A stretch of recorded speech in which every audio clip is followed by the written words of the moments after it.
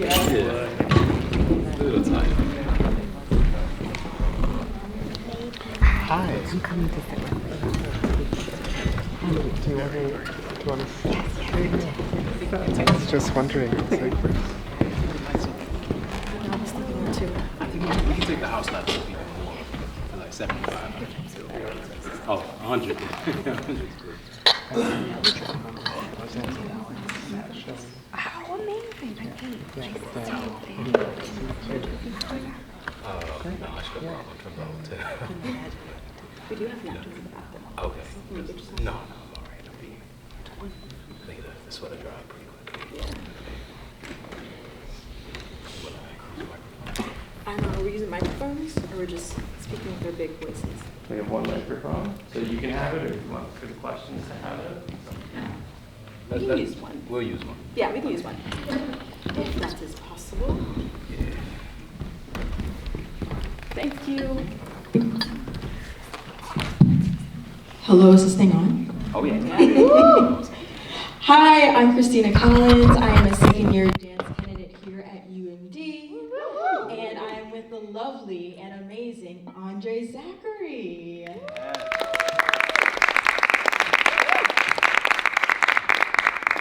Before we get started, I do want to thank Kate for putting this symposium together. This is the last event we have here, so thank you so very much, Kate, for being so many awesome coordinators. Thank you to both of you.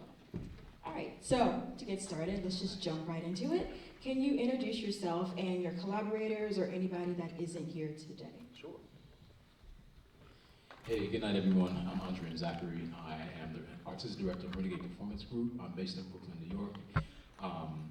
RPG as a company focuses on Black and African diaspora aesthetics and expressions and practices through a contemporary lens, most specifically through dance theater, film, media, and technology, and site-specific work. The work in progress you saw today is entitled SALT, which is an excerpt from a larger evening project, a solo entitled Against Gravity, Flying Africans and Other Urban Legends. And the entire team, those who aren't here today, besides myself, are the co-producer and dramaturg Ayinde Jean-Baptiste Ainsco, who's based in Chicago, Illinois. S.B. Proctor, who's a sound artist, who I think now is going to be based soon in Florida. And one of the video engineers and assistants with me, who eventually will be coming on the team, Carlos John has developed.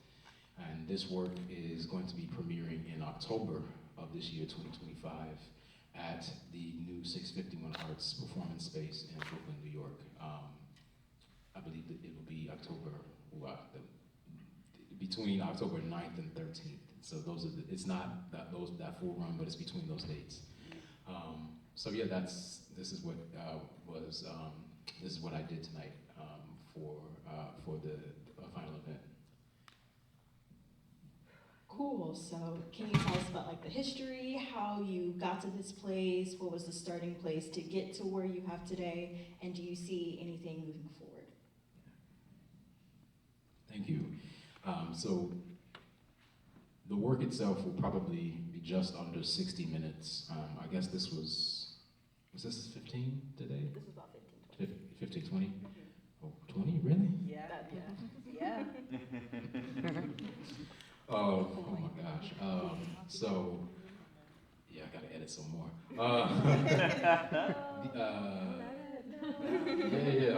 Because I got we got a whole lot more. So this project started around the middle of 2019.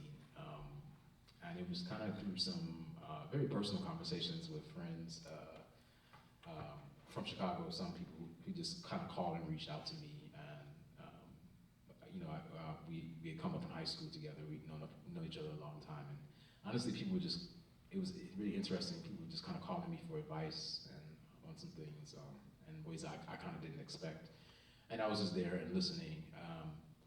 And it was speaking about kind of like these pressures, kind of these invisibilized pressures of navigating within Black masculinity.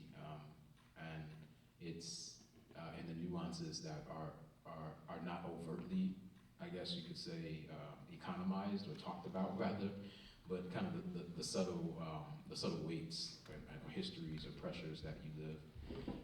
And so more specifically, I was looking at, I'm from Chicago, Illinois, originally. I've been based in Brooklyn for 22 years, but born and raised in Chicago.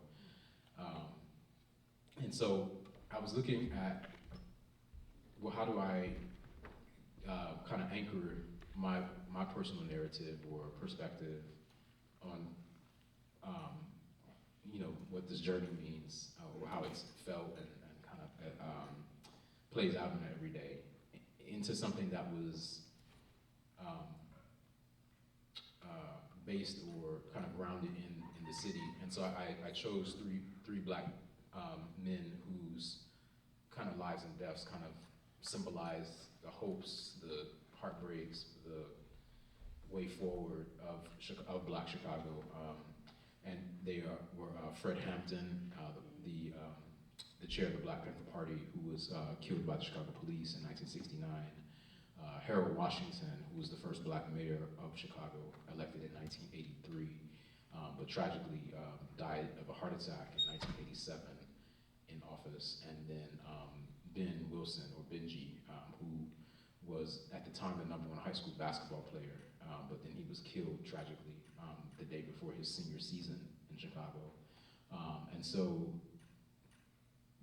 kind of that stature of like this, civil rights, Black revolutionary icon in Fred, this kind of post-civil rights, Black elected leader in Harold Washington, and then this kind of superstar Black athlete in Benji, and how I was saying, well, those are usually in like our more popular, more forward-facing. It's like those are like the tent poles you're supposed to be, right? Like of course you recognize a superstar Black athlete. You recognize like this upstanding politician, or this social justice or civil rights warrior. And I was kind of asking like, well, what does it mean to not be that? Like, how do you fit in that triangulation of a space that, if you're not that, what gives your life meaning? Like, how do you actually, find yourself? And so, with that, I needed something to be able to navigate me through that. And I immediately said, well, we need to meet the voice of a Black woman in this work. And it was really easy at that point. I was just like, great, I'm just going to use the poetry of Gwendolyn Brooks, who was the former poet laureate of the state of Illinois. And growing up in Black Chicago is just kind of like, you grew up learning Gwendolyn Brooks poems. Like, that was just like, that was what you did. You know what I mean? It's just like, you grow up learning like, we real cool, like, we real cool. We left school, we shoot straight, we learn like, we sing sin, we think gen, we jazz June, we die soon. Like, that was a Gwendolyn Brooks poem. And so many of her, do you know who Gwendolyn Brooks is? Oh, oh no, that's imperative. How many people in the audience know who Gwendolyn Brooks is? 1, 2, 3, 4, 5. Okay, good. We got some people that know. Great. But she died in 1998 or 97, I believe. And so, in a way, she actually witnessed the lives and deaths of all three of the figures. Her work really, in a way, kind of like, if you could summarize like Langston Hughes and like Claude McKay, or Zora Neale Hurston kind of being a mirror for the Harlem Renaissance, or someone like Amiri Baraka and Nikki Giovanni for like the Black Arts Movement. Gwendolyn Brooks was that kind of chronicler of Black Chicago of the mid to late 20th century. So it was kind of easy for me to say, all right, I'm going to always, I will always recite the poetry of Gwendolyn Brooks. That was my task in the piece. Whenever I would speak, I would only speak her text. All other text, which there was some other text in the work that was not mine, and then some other text that was mine would be vocally recorded and spoken. So that's on the, I guess, the dramaturgy side. We can get to the technology side later as well, because that's a big part of it as well. That's a whole other Section. yeah. So talking about these three pivotal people that you have in your piece, that this piece is based upon, why these three people, and what does it mean to you? So I was looking you up, I did some research, and I saw that you're setting yourself in like the 90s, 80s. Why then? Why do you want to tell your story now? And yeah, period. Thank you. That's a great question. Excellent research, actually. So I was born in '81, and it's interesting now being at a time period where I'm teaching a lot of youth, and like, you know, I see some of them coming in with like AC/DC shirts on, or like Aaliyah shirts on, and like Metallica shirts, you know what I mean, and like some Tribe Called Quest. I'm like, oh, okay, cool. Like, you know, give me a Tribe Called Quest song. You know, like, what's your favorite Nirvana song? And not Smells Like Teen Spirit. Like, give me something. And it's interesting because some of them don't really know, but they're just they recognize. They're like, this is some type of like cultural milieu that was significant, and so I need to just at least hold on to it, which is cool. It's good. But it's also interesting. We, especially in like this performance in the performance art world, and a lot of things. There's and it's about like social justice. It always would revert back to like the 60s a lot, right? It's like, oh, the 60s, like, you know, the civil rights movement, or like, I don't know, the Paris Spring, 1968, or something like that, and like 1969, Summer of Love, and all of this. And I looked at a lot of, I love film, and I love like good television shows, like, you know, like The Wire and things like that. But there's nothing really good about the 80s. Like, the 80s is something, like, meaning like in works, in TV, there's nothing like that's really about the 80s that's like, yeah, that was it. Because I think it's so hard. Was anyone born in the 80s?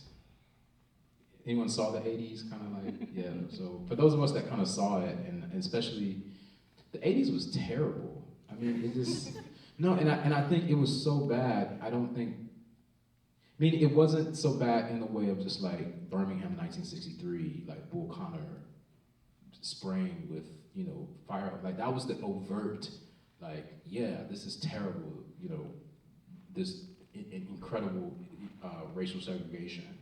Like, but the 80s brought on this, like, this invisible neoliberal onslaught, plus combined with the pandemic of the HIV and AIDS crisis, plus the introduction of the crack cocaine era. And the 80s was really, it was a lot. And so I get a lot of youth like kind of looking at me like, well, how did we get here today in like the situation we're in? I'm just like, yeah, you kind of got to go to the 80s. And to talk about it is so nuanced. It's not easy, because like to navigate, like to the way in which, especially, how do I say this, it was an emergence of a black middle class, if you will, and I'm really speaking about like nuances here. It was emergence of like a forward-facing black middle class in, albeit, you know, problematic instances such as like the Cosby Show, or not necessarily problem, but like kind of what it represented, but also like the perfection of it. That was just like, well, it's almost it needs to be like perfect, or if it's not perfect, right, then your life doesn't matter, right? You know what I mean? It's just kind of like, but the nuances of like, well, no, what does it mean to like now say like, right, I have this job in corporate America now, and I can send my kid to like this private school. And then just, you know, 15 years ago, that was unheard of. And like the mental gymnastics that was to do. And especially how respectability politics played into that. in order to really assume, or it's not even assume, but to like, if you're gonna do that, then you're gonna play this game of respectability and ask no questions about it, right? And how that, it created a lot of invisible strain, I think, that is kind of like, you know, speaking with my parents and then talking with, you know, friends now, it's just kind of like, man, that was tough. Like, that was a lot of hurdles. That was not, it was not easy. And then at the same time, kind of like the crushing invisibility of Black life as well in major media, you know what I mean? Like, in a way, you don't really get, I mean, sure, you, like Spike Lee came out with She's Gotta Have It, but it really wasn't until Do the Right Thing, 1989, that you really even have an emergence of contemporary, like, nuanced Black existence in major motion picture across an entire decade. Like, really, like, you can look at the 80s, there was no Black representation in film from a protagonist, antagonist, like, total standpoint, literally for a decade until Do the Right Thing came out. And that's crazy, you know what I mean? And so it's just like, whoa. And then what Do the Right Thing is talking about are all the pressures of this neoliberal onslaught, right? Like, what's going on in, like, urban cities. And then not 3 years later, you know, you have the LA riots, right, in 1992. And for those of us who remember it and like lived it, I mean, you know, what we went through in the summer of 2020 was really interesting, because those of us who were alive in 92 were just like, and like, well, like, not like, you know, but like remember it. Remember, like, it actually like was like a hair's breadth away from happening in 92. Like, it was like everyone, if you know, wherever you were. And so it was just kind of like, this is like, 2020 was almost like 30 years too late, almost. But it like remembering that time period and how to also be Black and young at that time, literally the only thing that was speaking for you and that you could recognize yourself in was hip hop culture. And so it's interesting now, going back to what I was saying, or like this alternative culture beyond like the very recognized pop music. I mean, like where we are, hip hop sure is on the everyday now, but back then, I mean, you couldn't just say like you liked hip hop, like you couldn't actually, like your parents would just like, you know, take your CDs away, no, really, like it wasn't like Black, it wasn't like a thing, like, you know, God forbid, like one of your white friends liked hip hop, like they really were just like, I can't tell my parents at all, like it was just, I mean, it was such a front to like what respectability was, what success was, what like being, you know what I mean, like what you were supposed to do, but at the same time, you knew the reality of like what it was on an everyday, and so that was kind of the only space that you could take up, and so that's kind of, while I'm looking at these three figures, I'm also looking at that time period, because I feel like that story hasn't really been told well. I mean, I guess you kind of get it in a show like Snowfall, but not really. It just, and I think like for Black youth at that time, it as hard as it was also very magical. I mean, it was magic. I mean, it was just like, you know, you could turn on the TV and just like, you know, go to Yo MTV Raps or like The Box, or, you know, you like your radio station. I mean, it was like, I mean, for me, like, you know, growing up in Chicago, it was amazing, like to see this burgeoning house and music culture, you know, for like us that were in Chicago, and like house and how that, and then like the dances you would come up with. I mean, it was all the way, especially when I got in high school and started going to parties. I mean, like it was a whole vibe that really formed us in a way that, you know, now, you know, with friends who are adults and you know, have their own families, I'm grateful, because it did give us a sense of self that I think we know we wouldn't have gotten any other way. So it's interesting how you talked about but you talked about the LA 92 riots and then comparing it to like the 2020 summer riots. In 2020, I was in Richmond, and I remember there being riots and people like shutting down streets and knocking over, we had monuments in Richmond, so knocking over monuments, so comparing the summer of 92 in LA to Richmond to 92, and then also talking to your family about like, oh, what happened back in the day, and comparing it to like your family or present day, how has that changed the look of the actual impact of your piece? Yeah, I mean, well, it's interesting talking with family. I think, how do I say this? For some, I think, like for like my mom or even like other relatives or older ones, I think there's like a slight disbelief. They're like, how is this happening again? And I think, because in their mind, they're like, we worked so hard for this not to happen again, right? Like they were just like, no, we worked hard. Like we did what we were supposed to do. We we went to college, we got our jobs, some of us got jobs with pensions, you know what I mean? Like, they did everything, they voted, you know what I mean? They went to church, they did all of it, right? And yet they were just like, how the hell? Like, and then for us, for some of us who were just like their children, we're kind of sitting, for me, I was sitting back like, and they're like, you're not surprised? And we're like, not really. and you know what I mean? And they're just kind of like, what? And we're just like, well, yeah, I mean, like, it was like it was interesting, like, growing up in, like, I remember in the news in the 90s, like, every other day, it was like, oh, like, which is kind of happening again in the news cycle. It was like, oh, the inner city is so bad. Oh, the inner city is so bad. But it's like, to be black and young and from the south side of Chicago, you're not a fool. You're like, oh, they're talking about me. Oh, okay, that's interesting. But cool, I'm getting straight A's and like, going to the aquarium. So it's like you understand the okey doke. You know what I mean? Like there's another section in the piece where I'm talking about like basketball culture and like what that means. But then I joke it and it's like, while some of my friends are going to the basketball court, where was I going? I was going to ballet class and soccer practice. You know what I mean? But it's like, Rusha Coleman and I were speaking about it yesterday, like symbiotics. It's like, what does it mean to like send a young black boy to ballet class? Like that, you know what I mean? Like that's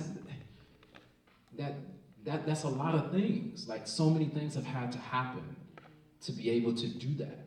Like just for my mom to be like, oh yeah, you're gonna do that, right? Like that's not openly, yeah. Like that was like that means you have to have money, you have to have access, you have to have and so all of these things have to be like crossed to be able to do that. And it's just like, well, yeah, of course, I was being raised to like uphold respectability and all this, and it's just kind of like, well, cool, I did all that, and we still had 2020, you know what I mean? So it's just kind of like, well, what does that mean? Like, did it mean anything? Like, I'm kind of like asking them, like, well, what did it? I guess I'm looking back and saying, well, what has it meant for you beyond? Because in talking, I'm like, well, you're saying you worked hard, you did this. I'm like, but who did you work hard for? I mean. And so it was interesting to then get the feedback. I was like, well, we worked hard for you. And so then it's like, well, we wanted you. It's like, okay, great. So I think that's the thing. If you can admit and say, great, these things were for our own self-worth and to create a more well-rounded, purpose-driven life for yourself, for your children and extended family, blah, blah, blah.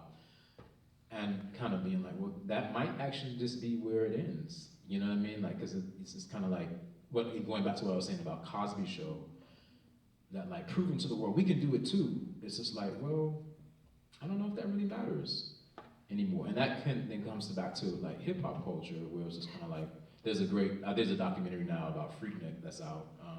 I've watched it. And funny, I mean, my father's from Atlanta, so I would go down to Atlanta sometimes. Yeah, I saw Freaknik. I mean, not like, I wasn't in it. 1994, I was 12 years old, you know what I mean? But like, it was all over the city of Atlanta. So it's just like, oh, you know what I mean? Like you see people like dancing and like, back then they had the camcorders for real. Oh yeah, it was real, if anyone's seen the documentary. And it was just like, it was kind of beautiful. It was like, man, like, and those like my older cousins' age, and like they were going to Freaknik and like, having fun and stuff like that. But like the idea of like respectability politics was like, oh, we can't have that, we can't show that. And it's just kind of like, well, why not? You know what I mean? Like, what difference is it gonna make if we're wearing a suit, or you're wearing, like a tank top and like your cut off shorts, and you're dancing, you're jamming a freaknik? Like, it doesn't, like, meaning like, how does Black life really, going back to the statement and talking with my elders and others, it's like, well, the only people who can affirm Black life are ourselves. That's it. And we have to be the ones to treasure and hold it and embrace it in all of its complexity in ways that kind of we can only understand.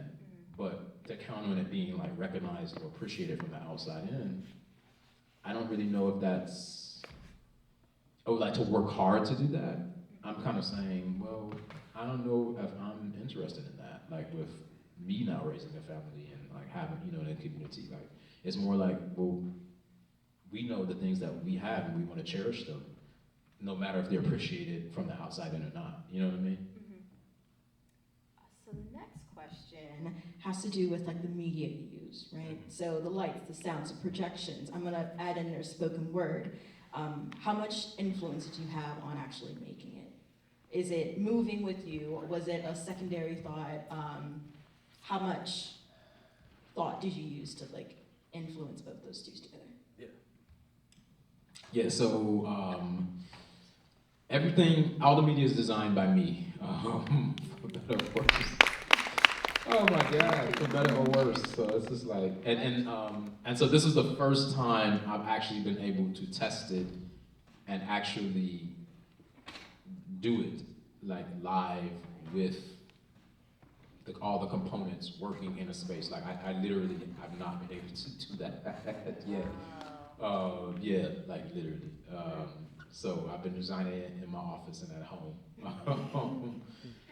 So I guess I'll start kind of from the ethos and the more, I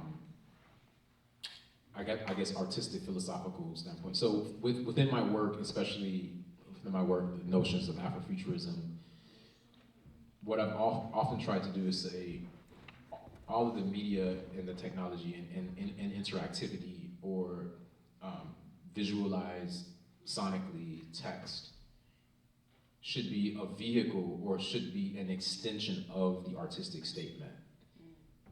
It should be able to carry the narrative in its own right. And so that's where I always try and design and create from that place. Does that make sense? Right. And so then, once doing that, it's kind of like, well,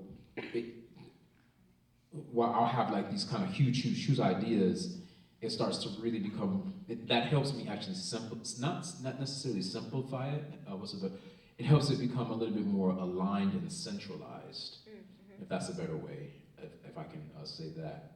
So meaning, the first images you see are the outlines of these three figures of Fred Hampton, Benji, and Harold Washington. But at the same time, it's also then respecting their likeness, because Allende, to an extent, is also connected with the family of Fred Hampton, including his son and the mother of his child. And so, and just also kind of respecting that, like, we don't want to use like the likeness in like the image, and because piece is not about them, if you will. And so within discussions with Allende, I had an idea. I was like, oh, okay. And then what I often do is say, it pops in my head, and he and I are like so good and close. I'm like, okay, I'm gonna do it first and then send it to you and let me know what you think. So I was able to like throw this up we had a residency where we were able to get a projector, but that's it. Like we didn't have like, so I was like, Pete, and he was like, okay, let me see what you got. And I was like, and so I designed it on After Effects and Illustrator. So basically I had to like find the image that I wanted, then I just, use the stylus to trace it. And then I had to go into After Effects and then use the tracing tool, the masking tool. So that's just this work. It's actually not so easy. But, and so I showed it to Allende, and I was like, my idea is just like, I want my body the task is like, I'm trying to fit into the mold of who they are, but they're outside, you know what I mean? Like they're legends and they're outsides of my body, so I can't, like it's impossible, right? But the task is for me to try and do it. And so once I did that, he was like, oh, yes, I got it, boom. He was just like, that's it, it reads. I was like, okay, cool, click. And so then the next part, he actually was looking at a piece, a project I did entitled The Inscription Project. And he was, I think you should take a component of the redlining section that you did, but see if you can, he was like, he's like, I wanted you like to enmesh yourself in like the map. And so I found an open source map of the city of Chicago. I was like, okay, cool, what I can do, and so I just tried to make sure it was like a PNG, so it could be transparent, and so then I was able to program the intersecting red lines at random. So I mean, I don't know when they're gonna pop up, and so again, that section is speaking about like what is the residual reality and consequences of racialized redlining in Chicago or beyond, wherever you are, you know what I mean, if you're in DC or Cleveland, Baltimore, whatever, you know what I mean? And how does that then shape the reality in which you're raised and how you come up? And so, but again, it's like, that's the way in which technology then kind of breaks through the aesthetic, and it actually then gives meaning to and significance to what you're seeing, what is happening. And in relationship, going back again to what Grisha Copeland was saying, symbiotics, my body kind of enmeshed in that. Or then what's the difference then if it's your body or their body or their, and so like depending on who's in the space, that's determining. Yeah, like, okay, so you're reading like, okay, this is how this like whomever you are, this is, I mean, because reality doesn't just, I mean, redlining doesn't just affect Black people, it affects white people as well. It affects whomever you like, whatever cultural perspective, like in which, unfortunately, our crossing those lines is made up. And then at another part, what I wanted to, I said, well, I don't want it to just be that. I wanted to kind of break beyond just like this hyper perpendicular red line, and I kind of wanted it to kind of follow, or my body to trigger them. So then in the next section, it actually is tracking and my body is being tracked, and wherever I go, and if I kind of slow down, it kind of creates this ripple effect of this red line. And so it then starts to take it out of just like this angularity and then allow it to kind of be a little bit more porous. And then I was then trying to, and I don't know if it was successful because the depth camera is kind of, it doesn't have as much literally as depth. I don't think it goes that far, unfortunately. And so I wanted to track and trace the use of my hand as if I was kind of spraying over the city. And so I was hoping it could create these this kind of spray can effect, which I think it did a little bit, but I might need to get like a kind of a more robust depth camera, because it was doing it pretty well, but once I get into like a stage spaces, yeah, it's not as powerful. But then at the same time, I wanted it so that also my challenge was I wanted to be so that I can actually move the map, so the map started moving in opposition to when I was, so if I was moving up, the map could move down, and then if I move across, the map would move in opposition of that, to just kind of signify like this idea of being enmeshed in the space. And then the last image kind of jumped a full section, and I only was able to use the tracking from the body positioning tracking from the Xbox, and the feedback from the microphone, and that goes into kind of the salt section, where kind of these myths of flying, kind of these starting points of flying. And so I'm taking it all the way back of like, what does it mean to be a flying African? Like, where did that start from?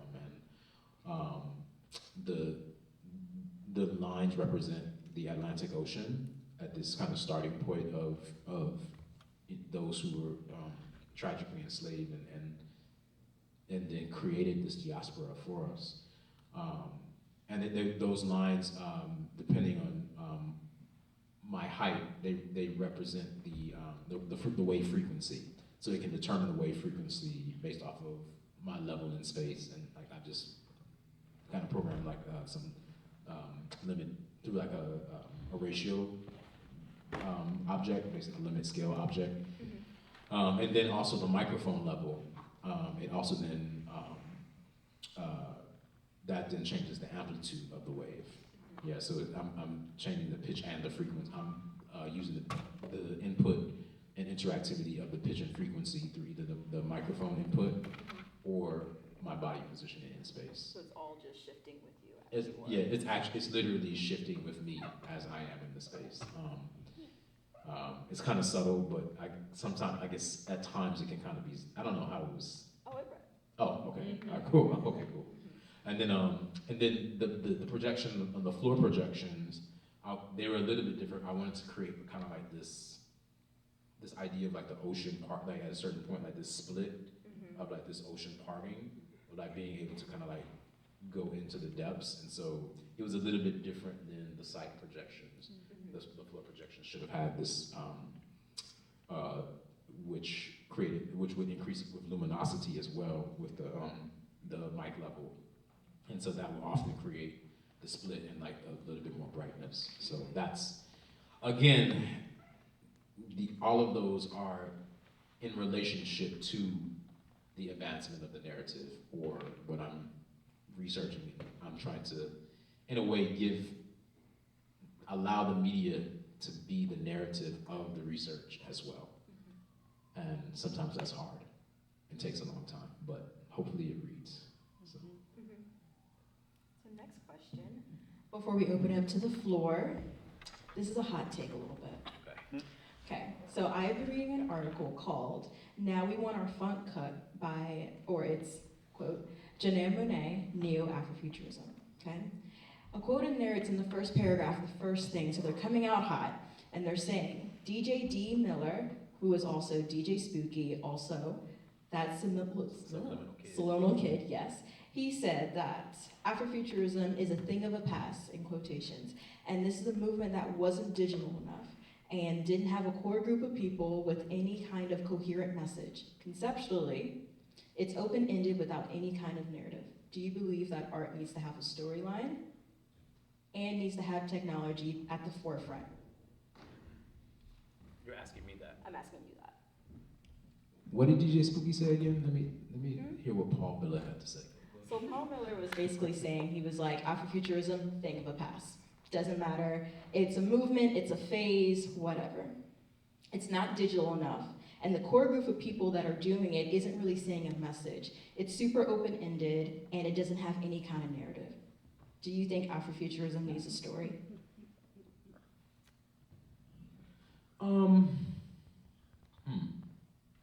That's a very interesting statement from DJ Spooky, from Paul. I would love to dig into that with him.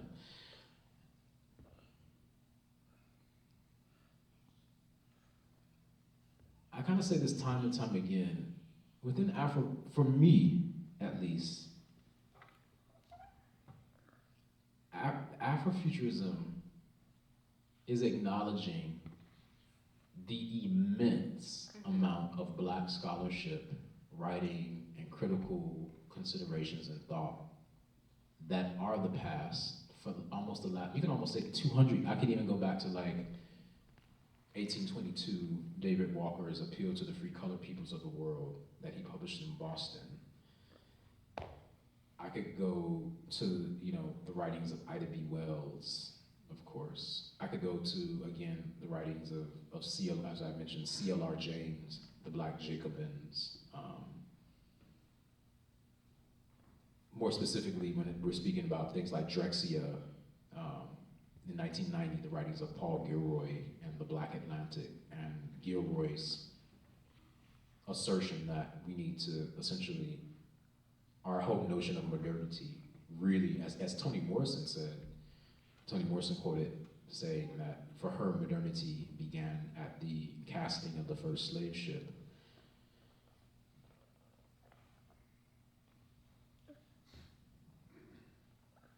So, and again, like, I mean, I'm bringing, there's so many other writers. I mean, that is the narrative, right? And as Grisha was saying, like, or I think Kate was speaking about it the other day. She was just like, well, I'll stop when someone says I've done the perfect fall in her piece, Commit, that we saw. And I guess, so my response to that is like, well, how many narratives of our diaspora do you, so my response to DJ, to Paul, to DJ Smith would be like, well, tell me that you know all of the narratives of our diaspora. Do you know past, present, and future? But let's just start with the past. Do you know every narrative about every African who landed here, not just in the United States, but this entire hemisphere? Do you know it? Then I can say, okay, Afrofuturism doesn't need a narrative. Because each and every ancestor, their narrative mattered. Like, they did something to ensure that we were here. Like, when I'm speaking about, when I was saying how Grisha was saying she did a ring shout work as well, and I'm like, I need to see that. I didn't know that. Grisha is telling me, because I'm bringing in a good friend of mine, Rashida Bumbre, who has an amazing project entitled Run Mary Run. Grisha was like, well, no, we had one as well in the 90s. We were in the Low Country when she was working with urban bushwomen, and then with her own company, she was expanding. And I'm like, okay, great. I need to see that. I want to see that, because that's a narrative. But do you know that narrative?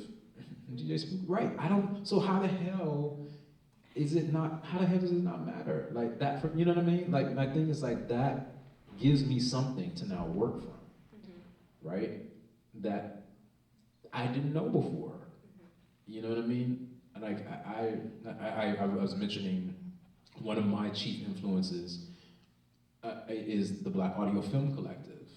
The works of, there's an entire group of them, but most of the three I definitely know, like Trevor Matheson, John Comfra, and Resal Geist, and there were several more, and they were based in the UK. Did these incredible projects. One was entitled Handsworth Song, which for them, Handsworth Song was 1983.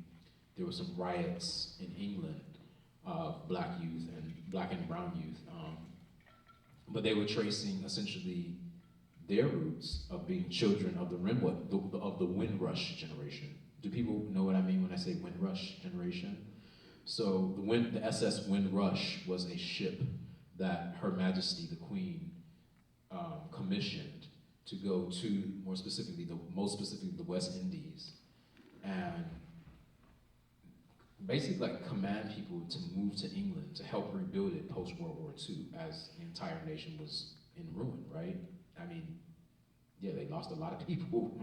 And so in order to come and rebuild the empire, the SS Windrush literally went to every Caribbean island that was underneath the British crown, every single one, and brought, it was almost like 800, 900, almost maybe over 1,000 people to England. Right, and then their descendants then settled across from Liverpool to Manchester to wherever, Brighton, London, of course. That now you can go to London. You know, I don't know if anyone's been. I've been to London several times. You know, big up Brixton. You know what I mean? Like, that's an entire cultural movement. And so, but then that gives you the cultural movement of sound clash dub, right? Like that, a sound system. You know, like taking this dance hall reggae from 70s Jamaica, but then inserting it with, again, similar to what Bambaataa and them were doing in the Bronx, where in Brixton, they're doing it with sound system and creating and like really using reverb at this ridiculous level. And I don't know if anyone's seen Small Acts. It was a series on Prime by Steve McQueen. Anyone seen Small Acts? No, go watch it if you can. Please watch it. Small Acts.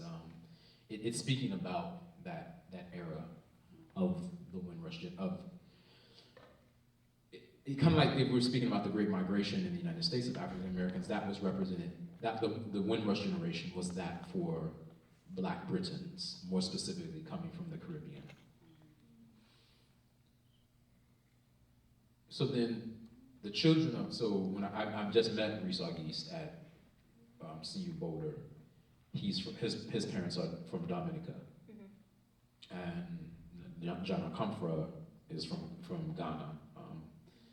So again, they're forming another diaspora in England, right? They're coming together, they're meeting, they're using these technologies, right? And Handsworth Song is this beautiful, powerful documentary about these Black youth uprisings in a section of, I think it was outside of Leeds or something like that, like these rebellions. But then they have footage of the SS Windrush and like this infamous calypso singer, Lord Kitchener, singing. Like he's from Trinidad, like out on the deck of the ship. And I'm just like, oh man, they got Lord Kitchener up in there? Like that's, I mean, if you go to Trinidad, Lord Kitchener is like an infamous calypso singer. Like, meaning like, and so then that goes back into the narrative, the text I was using where the text about getting John flying back to Africa, that is from a text entitled Salt by Earl Lovelace, a Trinidadian writer. And he's speaking about getting John flying back to Africa, and like basically a flying myth story. You're all good, don't worry about it. And then, so that's just like so meaning like I can connect that to Handsworth Song when I'm talking with Reesau. He's like, oh yeah, I was like, yeah, I use an excerpt. He's like, oh, that's Salt. I'm like, yeah. He's like, oh, yeah, of course I know that, blah, blah, blah. Then, you know, one of the first times I even heard the word Afrofuturism was in their in their other 1995 film entitled The Last Angel of History, which I remember seeing on PBS in the late 90s, because I'm a PBS nerd, right? You know what I'm saying? And I'm just like, yo, what the hell is this? Like, and I was like, this is the coolest thing I've ever seen, and I'm totally engrossed in it. Kind of, and then I see it years later. I'm like, oh, this is the film I saw. Oh, right. Boom, this is where I first heard of Afrofuturism. Okay, boom. And then like they have these interviews with Lee. I mean, this document is amazing. They interview Lee Scratch Perry. They interview George Clinton. You know, I mean, they go to Detroit. I mean, but that's Black audio film. Like they've done that work, and like, so I guess my question is like, well, what? And then part of the work was based off of as well their good friend Kojo Eshun, whose text more brilliant than the sun is pretty much like an Afrofuturist Bible, right? And so I guess I'm when I hear that statement, I'm like, what are you talking about? Do you know how many people have done work? Like, and then we're speaking about Drexia. Gerald Stinson, James Donald, Gerald Stinson, Gerald Donald and James Stinson. Then we bring in the text of like Dr. Latrice Gaskins, who's writing about them in the Sonic Third Space. Like, I got so many, like, I have so much I want to do, but I only have 24 hours in a day, 365, and who, inshallah, how long will I live? So, I mean, I'm like, what narratives are you talking about? And my thing is with Afrofuturism is that, and my charge is, if it's not attached to, meaning, so when I'm speaking with Reesau Geist, absolutely, we're mentioning all of, like, he is a man who, he's just like, yeah, he's like, you know, I interviewed CLR James. I'm like, what? He's just like, yeah, he was elderly. Oh, we went to his house in Brixton. We set up a microphone. We told him, you know, we introduced ourselves and what we were doing. He was so into it. And he was like, and then he just went off. And he just was, and we were just sitting there. I mean, this is a man who spoke with late, CLR James is right there on the bed. He spoke, and I'm now talking with him. Like, that's a story. Does that story not matter? That's what I'm saying. So like, as you're saying, that's the story that's to come. So I'm not interested in this Afrofuturism that's about like being a trendy, sexy Black person. I'm not interested in that. No, at all. So when I hear a quip like that, I'm just kind of like, what do you mean? Because there's a whole lot of books I still haven't read by some folks that I'm just like, this is gonna inform me about something else. You know what I mean? So I'm just kind of like, unless you've read all the books, unless you know all the stories, I don't see how you can make a statement like that. because that's just assuming. Can you read the statement again? It's really interesting. I mean, it presupposes so much. Yeah. It says, he argues that Afrofuturism is a thing of the past and a movement that wasn't digital enough and doesn't have a core group of people with any kind of coherent message. Conceptually, it's open-ended without any kind of narrative. I mean, I don't want to curse because there's there's youth in here, but I mean, it's straight up balderdash. You know what I mean? Like, what are you talking about? Like, what are you actually all talking about? Like, so in his mind, he just wants a plethora of like what black coders. Like, is that all you think Afrofuturism is? Is like us just like is us like building like this black technoscape? Like, you know, like, is that what you think it is? Like, whereas for me, Afrofuturism is really being like, what is like, how do we actually deepen into a ring shout? What meaning like just with the stick and like the washboard and it just like.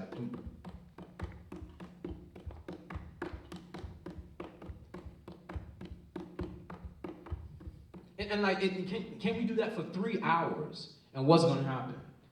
That's Afrofuturism to me. That like, what are you talking? I'm not. Yeah, sure. I can throw something up on Max or Isadora. You know, some touch design or something like. Sure, that's cool.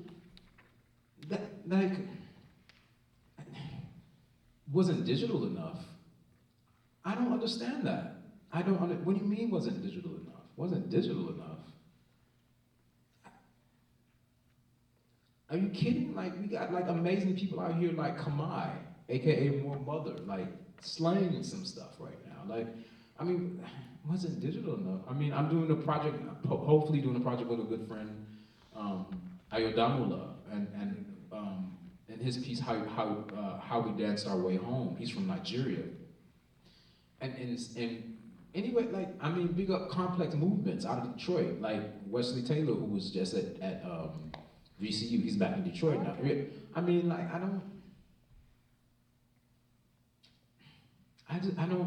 Yeah, I'm really bothered by that statement because it doesn't. Of course, it doesn't begin with the I, or that's the whole point. I'm not supposed to. The narrative is not supposed to begin or end with me or just like a few group of cool kids. Like, yuck. Sorry. We're gonna open it up to the audience. Does anybody have any questions?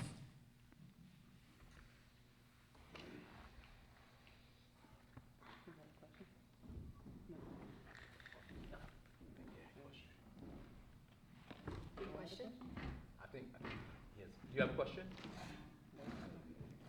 Okay. Could you dive more into your definition of Afrofuturism? Like, I guess I'm taken aback by that quote as well. And I'm wondering, you know, in terms of does it need a narrative? Like, to you, does Afrofuturism mean something that ends in positivity? It sounds like it's more like diving into the past. Well, I mean, for me, Afrofuturism to me, it is inherently an artistic social statement and set of expressions that Afrofuturism, what makes it unique is that it is inherently expressed through art, through artistry and poetics. And that's something that is, to me, extremely important, and the fact that it's like, no, the statement is made first through the artistic gesture in whatever form it may take. And that's huge, right? To say like, no, the political statement, the social statement, the whatever statement is actually gonna come through whatever medium that you're gonna work in first. That's a beautiful thing, I think. And then for me, after that, I'm not necessarily keen on giving it a definition. I'm just saying that like, that is that for me at least is where it begins. It's not just a grassroots political movement. It's not just an artistic, movement or collective. No, it is an understand, because my thing is, at the same time, and I guess I'm not trying to define, but for me at least, I can't do it if it's not attached or tied to some scholarship or some type of philosophical or even poetic. Meaning, like, even this work, it's tied to the work of Gwendolyn Brooks. Right. Like, for me, I'm just like, Gwendolyn Brooks' writings of Black Chicago, I'm anchoring this work to it. It's beyond, like, sure, it's me, but she, like, her work, like, she's been the oracle. She's done this. I can find that so many of us already found ourselves through it. So yeah, we're gonna use this again and let it take us forward, right? And so one of the things that was really important for me was understanding how we are a part, like for those of us of African descent in this hemisphere, it's very unique, the tragedy, but now the unique blessing of it, whether we're in Salvador, Bahia, Cartagena, Colombia, Port-au-Prince, Haiti, right here in DC or like in Maryland. For those of us whose ancestors arrived under the circumstances, that shared experience is like, well, yeah, okay, that's how we got here. For me, there's no shame in that, because it's like, how the hell did our ancestors survive that journey, right? I speak about it and so I look at Afrofuturism I even break it down to when I think about, it was through reading Gilroy, and then M. Saidiya Hartman, and Fred Moulton. I'm naming off these people who've done so much work. They've done so much work. I'm grateful to them. They've given me reading them as being like, oh shit, how do I think about this? And it's like, in reading that, I'm thinking about the deck of a slave ship. And I really want us to do that. Think about the deck of a vessel crossing the Atlantic Ocean. 25-mile radius is just water, nothing but water. The Africans that they sadly kidnapped from wherever they were, well, the purpose was actually not to kill them physically, because when they came to this hemisphere, they had to do what? They had to work. Where they need to work: cotton plantation, indigo plantation, sugar cane. It was to extract value to then send back to within at the time whatever kingdom or principality was laying claim to the stake of that said land. Well, if you need humans to work, you actually have to keep them in shape, right? And this is a voyage that's sometimes, 6 to 8 weeks, on the sea. Maybe sometimes a little faster, who knows? So you're on a sea, 6 to 8 weeks. Just think about that. But like, what did they do to ensure that the Africans stayed in shape? They forced them to do something. They forced them to dance, actually. They actually forced them to dance. And it's actually where a lot of the, quote, pirate songs actually were rooted from, actually. Many of these then, too, in what they call in the Caribbean liveways, or like these folk songs, actually came from these dances. And so I'm thinking about it, and I'm just like, I'm removing myself from even being the human, bird's eye view, of seeing on the deck of a ship, let's say, the forcing of 60 Africans to dance on the deck of a ship across the ocean with their music. And I was just like, that's the most modern dance I've ever seen, or could ever conceive. I think about it. I will never get a dance more modern than that. The deck of a slave vessel, forcing people to dance in the middle of an ocean. Seeing this, like, how fucked up how modern is you see what I'm saying? You see what I'm saying? Like it's crazy, but it's just like, what? That was a performance. That was the first modern dance performance. If I'm going to use Gilroy's assertion of like flipping modernity, what's more modern than that? What is more modern than that? Tell me. I don't know anything more modern than that. Crazy. Absolute, just out of this world. And so that goes back to my point of just like, everything I'm doing here, I'm sorry, but that pales in comparison to that narrative. And our ancestors did it.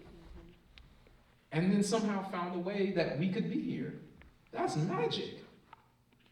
That's magic, yo. Like that's not normal. It's beyond normal. And so when we're speaking about like Greg, rest in peace, Greg Tate, he speaks about it in essentially like the notion of science fiction of like the alien, or like even like the superhero, like looking at mother of like, well, how do people survive that?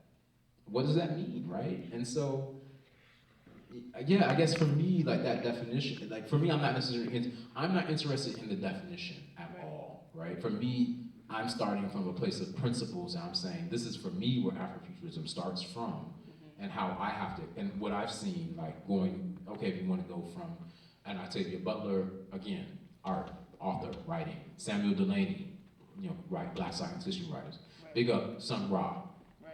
You know what I'm saying? Alice Coltrane, artist. Boom, there we go again, right?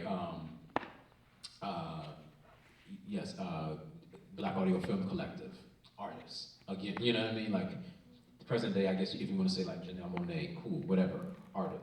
And so my thing is this, like, that is the way in which I'm saying the work is being articulated and disseminated. And that for me is just like, okay, well that's important. That to me is the important aspect of it, right? So I hope that helped answer your question. Any more questions in the audience?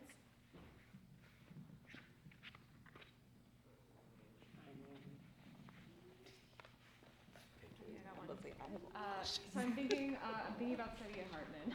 I'm thinking about scenes of subjection. I'm thinking about the first modern dance.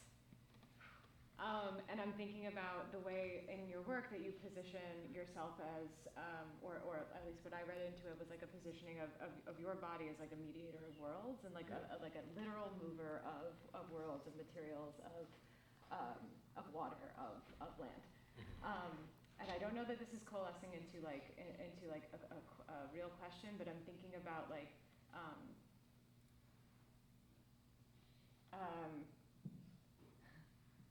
how do I ask this question? It's because I also am someone who does work that like harms me, and like that's like where the meat of it is. Yeah. In building these connections between land and water and bodies and across time and space, like. Is that and like the complexities of dances of joy and dances of like performances of joy, especially as Saidiya Hartman like outlines. Do you see your practice as one of joy, or like how does what? That's I do, but in almost the inverse way, like. The joy for me is like doing the work. Yeah. Like the joy from like as we were sitting there like trying to bringing. I'm like I had to change the parameters of things. I'm like okay, we're in this space now. But as hard as that is, like that's just so joyful for me. I'm just like this is like hard. This is the coolest thing ever. Oh my God! Like okay, what is it? Oh, I forgot to do that. Okay, I gotta pull. You know what I mean? Like that's just. It's kind of like. It's kind of like the urgency of, I don't know if anyone has seen the documentary on like Jay Dilla. Do people know Jay Dilla, the late Detroit sound artist, DJ, composer who helped like revolutionize hip hop? But Dilla, if you can like really see it or listen to it, like know who Dilla is, because I mean he's the one who like influenced he's the one that really like, that Kanye was like, oh, it's supposed to be like this? Okay. Oh, okay, yeah. I mean, Q-Tip, so many. But Dilla found so much joy in just being, like Erykah Badu tells a story of Dilla was like, just pull a record down that I have and just put it on, and we'll see what we got, we'll make something. And she pulled down, I think it was Moon Chaser? And that created Didn't You Know?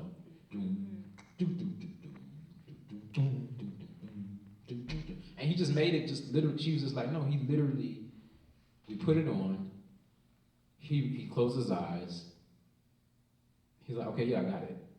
And then it became one of her, like off of Mama's Gun album, becomes one of like her most iconic songs. And it's like, that's, for me, that's the joy, is they're doing the work like that. And then, I guess like the dancing and like the putting it together, that's the space of like the joy for me, right?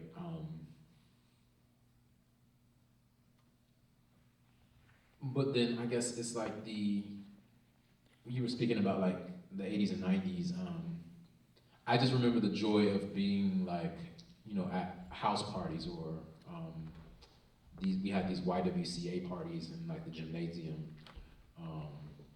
I just remember the joy just like going there and just being with nothing but like, you know, 300, you know, kids. You knew half of them, you know, like literally, like, oh, what's up, and everybody's dancing and doing their thing. And it's just like, wow, that was an incredible space of joy. Or when I went to Florida A&M, I went to HBCU for 2 years. And basically saying like, there's spaces of Black joy that I remember and I can hold. I'm like, meaning like that, they're internalized. I'm like, oh yeah, I need to be able to call on those moments, not just of like it doesn't really matter. Like, of course I can do like Chicago footwork or something like that, and I remember like, oh yeah, like juke parties, things like that. Like, but it's just, but like the actual joy of being there and like doing like the essence of it, that's what gives me the well to like, I'm gonna draw from that and bring that into the work. Does that make sense? So that's how I keep it with me, if you will. And then sometimes I let it out in the work, but other times it's not as yeah. Unfortunately, we are out of time, so thank y'all so much for coming today. Thank you.